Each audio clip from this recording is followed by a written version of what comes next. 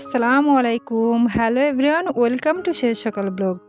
আমার প্রিয় সকল আপু ও ভাইয়ারা, আজকে যে যেখান থেকে ব্লগটি দেখছেন আশা করি সকলে ভালো আছেন, সুস্থ আছেন। আর সবাইকে ঈদ উল ফিতরের শুভেচ্ছা, ঈদ মোবারক। তো প্রিয় সকল আপু ও ভাইয়ারা, কেমন কাটাচ্ছেন ঈদ প্রিয়জন আর প্রিয় পরিবারের সাথে? তো আমিও আমার যেহেতু বাপের বাড়িতে আছি, এখানেই এবার ঈদ করতেছি। তো এই আজকের ব্লগটি মানে গত কয়েকদিন ধরে তো আমি ব্লগ দিতেই পারি নাই ঠিকমতো, ব্যস্ততার কারণে। তো এটা হচ্ছে চাঁদ রাতের আর কি শেষ ইফতার ছিল ওই দিন।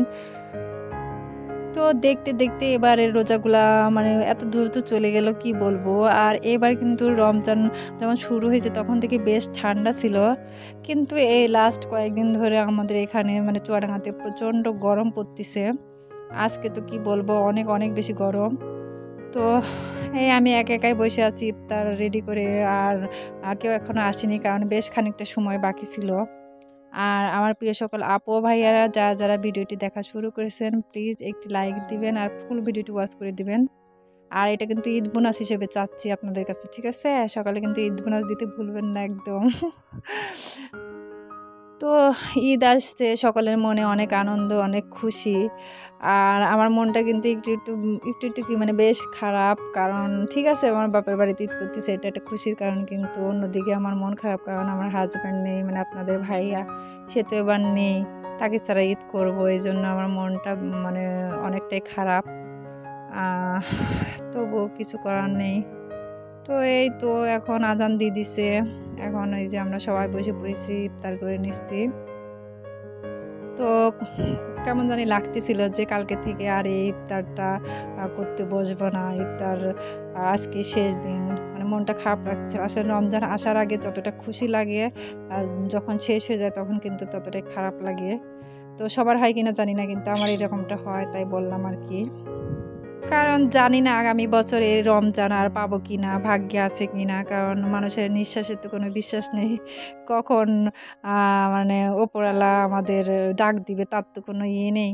তো এই আর কি। তো আল্লাহর কাছে লাখ লাখ শুক্রিয়া যে এই রমজান ভালোভাবে কাটালাম। এরপর চলে আসলাম ঈদের পরের দিন সকালে। তো এখানে আমি আর বড় আপু মিলে ঈদ চাঁদ রাতে মানে এগুলা সব বানিয়ে রাখছিলাম আর কি। তো এখন টেবিল সাজাচ্ছি, তো ভাবলাম আপনাদের সাথে একটু শেয়ার করি। তো এবার ঈদে প্রচণ্ড গরম যেহেতু, সেজন্য বেশি কিছু তৈরি করাই হয় নাই।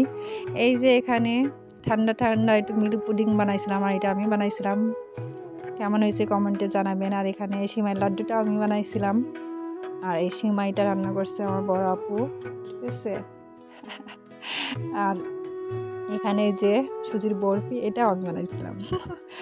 এক কথা আমি সবই বানাইছি, শুধু সিমাইটা বড় আপু বানাইছে। তো যাই হোক, এত কিছু করার পরও আমার মন খারাপ, কারণ এবার কেউ আসে নাই বাসায় ঈদ করতে, একা একা লাগতেছে, ভালো লাগতেছে না। এবার আমি আসছি ঈদ করতে, এবার আর কেউ আসে নাই। ভালো লাগে বলেন তো? সবাই এবার শ্বশুর বাড়িতে ঈদ করতেছে। তো ভিউয়ার্স, ঈদের দিনের আর কোনো ভিডিও আপনাদের সাথে শেয়ার করতে পারলাম না, কারণ ঈদের দিন আমি এমন ঘুমাইছি কি বলবো, মন খারাপ ছিল, তাই শুধু ঘুমাই মানে ঈদ কাটাইছি। তো ওই দিন তো ঈদের আগের দিন বা ঈদের দিন আমি মেহেদি পরি নাই। তো আপনাদের ভাইয়া আমার বলতেছিল মেহেদি পরো নাই কেন, মেহেদি পরো, তাই এটা ঈদের পরের দিন, ঠিক আছে? আমার মতো কে কে ঈদের পরের দিন মেহেদি পরেন কমেন্টে জানাবেন। তো আমি ভিডিওতে ভয়েস দিচ্ছি, আর রূপাই ওদিকে কি পরিমাণ ডাকাডাকি শুরু করছে কি বলবো। তো যাই হোক, আমার মেহেদি পড়াটা কেমন হয়েছে কমেন্টে জানাতে কেউ ভুলবেন না। আর সকলে ভালো থাকবেন, ভালোভাবে ঈদ কাটুক, পরিবারের সাথে দোয়া করি। আর আল্লাহ হাফেজ, আসসালামু আলাইকুম।